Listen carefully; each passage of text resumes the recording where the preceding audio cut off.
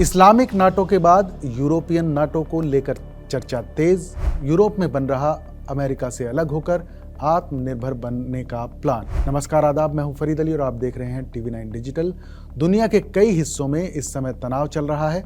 मध्य पूर्व और रूस यूक्रेन युद्ध ने दुनिया की बड़ी बड़ी ताकतों को अपनी विदेश और सुरक्षा नीति पर फिर से विचार करने के लिए मजबूर कर दिया है। नाटो यानी नॉर्थ अटलांटिक ट्रीटी ऑर्गेनाइजेशन यूरोपीय और उत्तरी अमेरिका के देशों का ग्रुप है, जिसमें 30 यूरोपीय और 2 उत्तरी अमेरिकी देश कनाडा और अमेरिका शामिल हैं। नाटो का आर्टिकल 5 नाटो संधि का सबसे अहम हिस्सा है।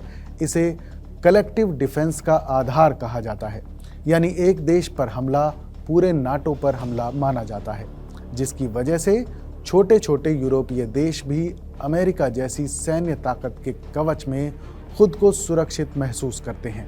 डोनाल्ड ट्रंप ने व्हाइट हाउस में वापसी के बाद से कई ऐसे कदम उठाए हैं जिनकी वजह से अमेरिका और नाटो देशों के बीच दूरी आई है। यूक्रेन युद्ध में भी डोनाल्ड ट्रंप कीव को पूरी तरह से अमेरिकी मदद देने के खिलाफ रहे हैं।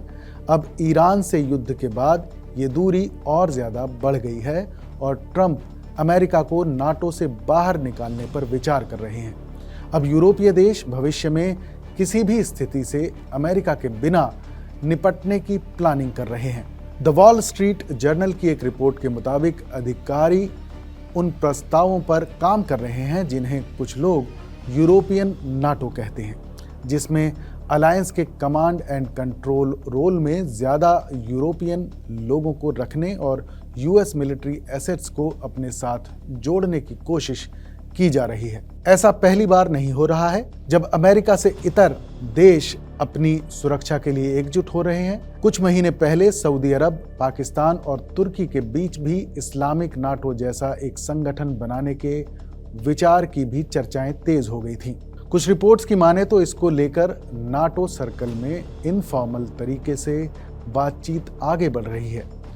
हिस्सा लेने वालों का कहना है कि ये कोशिश अलायंस को बदलने के लिए नहीं है, इसके बजाय इसका मकसद रूस के खिलाफ रोकथाम बनाए रखना है, ऑपरेशनल कंटिन्यूटी बनाए रखना, और अगर वॉशिंगटन अपनी सेना या सपोर्ट वापस ले लेता है तो न्यूक्लियर क्रेडिबिलिटी बनाए रखना है। इस प्लान को जर्मनी से खुला सपोर्ट मिला है, जो लंबे समय से यूरोप के डिफेंस मॉडल पर शक करता रहा है।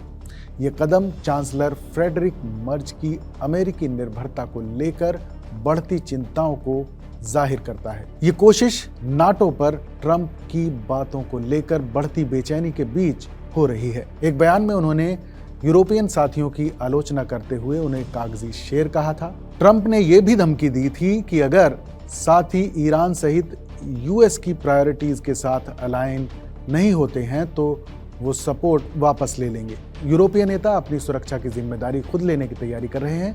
कुछ यूरोपीय नेताओं का कहना है कि कोई भी बदलाव धीरे धीरे होना चाहिए। फिनलैंड के राष्ट्रपति अलेक्जेंडर स्टब ने कहा कि अमेरिका से यूरोप की ओर बोझ शिफ्ट हो रहा है और ये जारी रहेगा।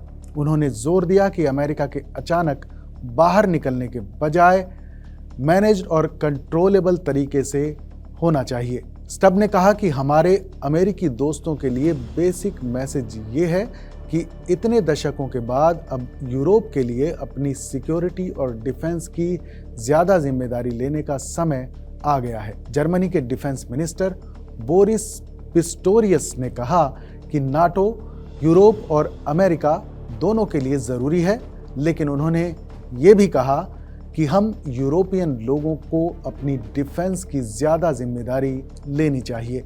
इस्लामिक नाटो की भी हो रही चर्चाएं। इस्लामिक नाटो की चर्चाएं खास तौर से मीडिया, जानकारों और कुछ राजनेताओं में चल रही हैं, लेकिन ये अभी कोई आधिकारिक या पूरी तरह से बने गठबंधन नहीं है।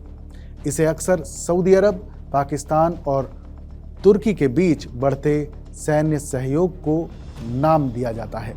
इसके कयास तब से लगाए जा रहे हैं जब सितंबर 2025 में सऊदी अरब और पाकिस्तान ने स्ट्रेटेजिक म्यूचुअल डिफेंस एग्रीमेंट यानी SMDA साइन किया था। दोनों देशों ने इस पैक्ट में एक ऐसा क्लॉज रखा जो नाटो के आर्टिकल 5 से मिलता है, यानी एक पर हमला दोनों पर हमला।